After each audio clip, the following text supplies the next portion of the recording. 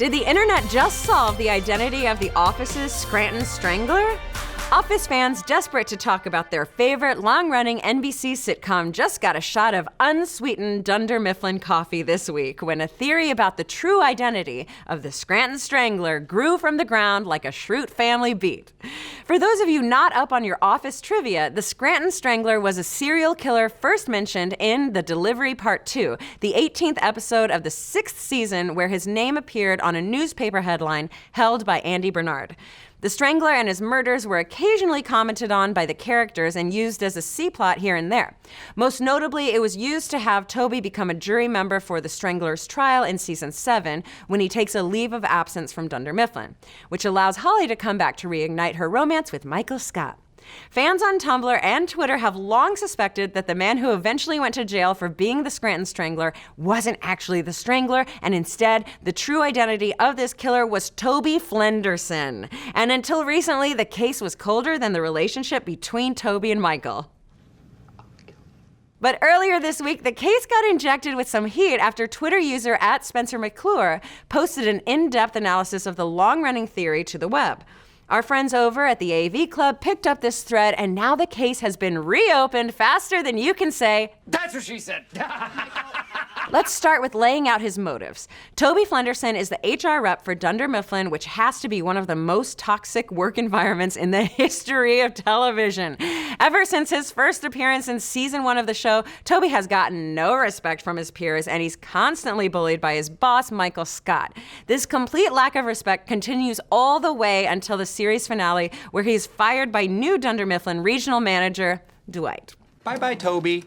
Toby being an underappreciated, underpaid office worker by itself is no proof that he's a serial killer, but that's where we bring you to motive number 2.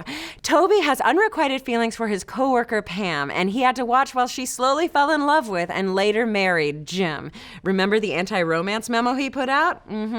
It's hinted at that Toby has been into Pam ever since she called off her relationship with Roy in season 3, and in the episode Cocktails, Toby spent the entire time at the bar trying to win her a duck from a claw machine. Pam, of course, responded by telling Toby to give the duck to his daughter. If you've ever wanted to watch the visual representation of a dashboard confessional song on screen, then this is the scene for you.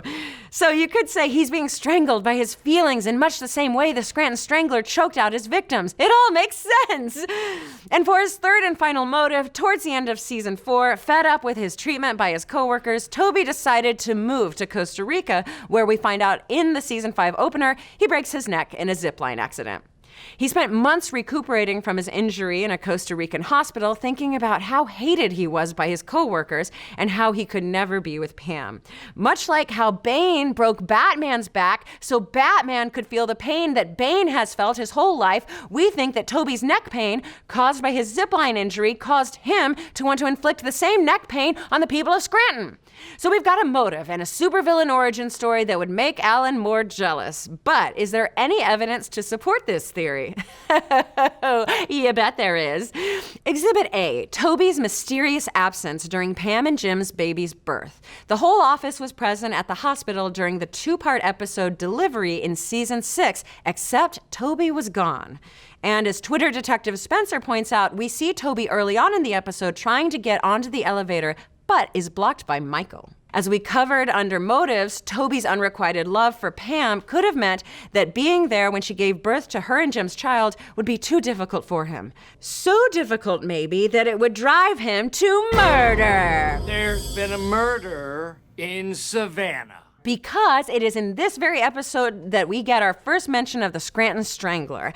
Andy shows up at the hospital with a framed newspaper to commemorate Cecilia Halpert's birth, except Cecilia was born a day later than everyone expected, so Andy had to swap out the sweet headline, Spring is Sprung, with the unsavory news of that day, Scranton Strangler strikes again. Of course, right there in the headline, we see that this isn't the first occasion of the Strangler striking, but it is curious that it was reported on Pam and Jim's momentous day. Could it be that Toby had curbed his murderous tendencies for a while, only to snap because of the birth? Exhibit B, Toby's guilt. During Cece's christening in season 7, episode 7, Toby has a lot of trouble walking into the church. Could it be because he's afraid to be in the presence of God since he's a strangling murderer? Possibly, but it also could be that he was once in seminary and left to pursue a woman he would later divorce. Exhibit C. He's missing again. When the Scranton Strangler is finally caught in the season 7 episode viewing party, the Dunder Mifflin crew gathers around the office TV to watch the car chase. Everyone except for Toby. Suspicious. Spencer also points out that the dark coupe involved in the car chase looks a heck of a lot like the early 2000s Mercury Cougar we've seen in the Dunder Mifflin's parking lot. Perhaps that very same car is Toby's? Well, we're not sure about that one, but it doesn't help his case.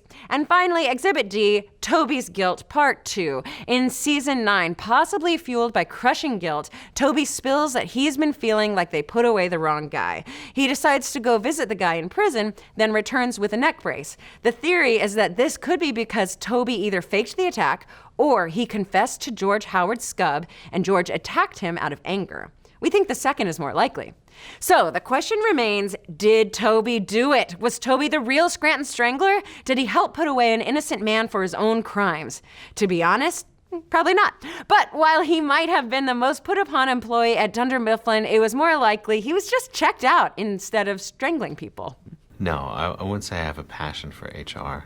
But what do you folks think? Is Toby a murderer? Is this just the internet grasping at straws? And are you interested in the rumors of The Office returning as a revival? No! God, please, no! Oh, and where is Jessica Chobot? Oh yeah, that's right. She's still at South by Southwest. Let's discuss. Be sure to like and subscribe, and have you checked out the brand new Because Science? Kyle Hill explains the science behind why the Jaegers in Pacific Rim Uprising need 2 brains to pilot. You can check it out on his brand new shiny Because Science channel.